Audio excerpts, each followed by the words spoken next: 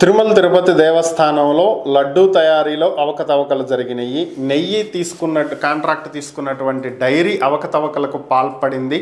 వాళ్ళు సప్లై చేసినటువంటి నెయ్యిలో చేపల నూనె, జంతువులకు సంబంధించినటువంటి అవశేషాలు, కొవ్వు ఇట్లాంటివి ఉన్నాయి అని చెప్పి ముఖ్యమంత్రి చంద్రబాబు నాయుడు ప్రకటన చేయడం జరిగింది. సో ముఖ్యమంత్రి స్థాయిలో ఉన్నటువంటి వ్యక్తే ఈ ఆరోపణలు చేసినటువంటి నేపథ్యంలో దేశవ్యాప్తంగా ఒక సంచలనమైనటువంటి వార్త అయింది ఇది. ఎందుకంటే ఎంతోమంది రాజకీయ నాయకులు స్పందిస్తున్నారు, ప్రముఖులు, వ్యాపారవేత్తలు, భక్తులు, మఠాధిపతులు, పీఠాధిపతులు, ఆధ్యాత్మిక గురువులు అందరూ ప్రతి ఒక్కరూ ఏదో ఒక విధంగా దీని గురించి స్పందిస్తున్నటువంటి పరిస్థితి.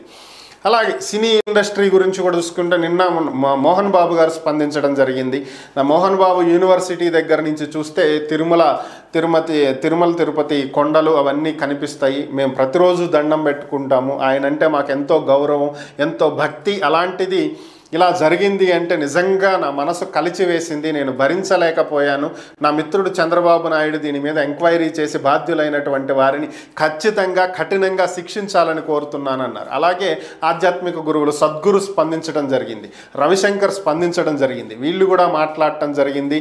అందుకే ఆలయాల మీద పెత్తనాలు రాజకీయ నాయకులకు ఇలాంటి వాళ్ళకు కాదు ఇవ్వాల్సింది భక్తులకు ఇస్తే అన్ని సక్రమంగా నడుస్తాయి. భక్తి భావం ఉన్నటువంటి వాళ్లకు, ఆధ్యాత్మిక చింతన ఉన్నటువంటి వాళ్ళకు ఇవ్వాలని చెప్పి వాళ్ళు కూడా స్పందించడం జరిగింది. ఇక హిందూ మతానికి చెందినటువంటి అనేక మంది దీని మీద స్పందిస్తున్నారు. స్వామివారిని నమ్మి కొలిచేటువంటి వాళ్ళు ఎంతోమంది స్పందిస్తున్నారు.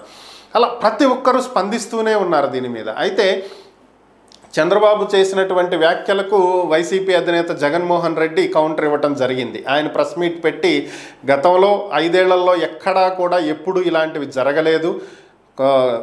మాకు అనుమానం వచ్చినటువంటి 18 ట్యాంకర్లను మేము వెనక్కి పంపడం జరిగింది, నాణ్యత లేనటువంటి నెయ్యిని. సో మేము గతంలో ఎప్పుడు ఇలాంటివి జరగలేదు, మేమన్నీ పర్ఫెక్ట్గా చూస్తూ వచ్చాము, ఎప్పుడు ఇలాంటి అవకతవకలు జరగలేదని ఆయన చెప్పాడు. బాగానే ఉంది. మళ్ళీ దానికి రీకౌంటర్ వేస్తూ చంద్రబాబు గారు నిన్న మాట్లాడటం జరిగింది మీడియాతో. ఆయన మాట్లాడుతూ నాతోటి ఆ వెంకటేశ్వర స్వామి చెప్పించాడేమో అని చెప్పి ఆయన వ్యాఖ్యానించాడు. ఇంకొక స్టెప్ ముందుకేసాడు. అంటే ఇది ఎంత దూరం వెళ్తుంది ఇంకా? సో ఇవన్నీ కూడా రాజకీయ రంగు పులుముకుంటున్నాయి తప్ప అసలు విషయంలో ఉన్నటువంటి అంశాలను పరిగణలోకి తీసుకోవట్లేదు. దాని మీద విచారణ జరిపే విధంగా ప్రభుత్వాలు ముందుకు అడుగులు వేయట్లేదు. నిజాలను నిగ్గు తేల్చి ఇంతమంది కోట్ల మంది భక్తుల మనోభావాలకు సంబంధించినటువంటి అంశం, విశ్వాసాలకు సంబంధించినటువంటి అంశం, వీటి గురించి అసలు ఎక్కడా కూడా ఒక స్టెప్ ముందుకు వెళ్ళట్లా.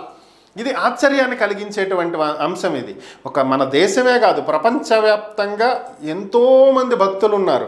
తిరుపతిని ఆధ్యాత్మిక రాజధానిగా భావిస్తారు. అలాంటి చోట ఇలాంటివి జరిగినాయి అంటే ఎంత త్వరితగతిన దీని మీద చర్యలు తీసుకోవాలి, విచారణ జరపాలి, బాధ్యులైనటువంటి వాళ్ళని, దోషులైనటువంటి వాళ్ళని తీసుకొచ్చి చట్టం ముందు నిలబెట్టాల్సినటువంటిది పోయి మీరు చేశారని చెప్పి రాజకీయంగా కొట్టుకుంటమే కనిపిస్తుంది తప్ప మరొకటి కనిపించట్లా.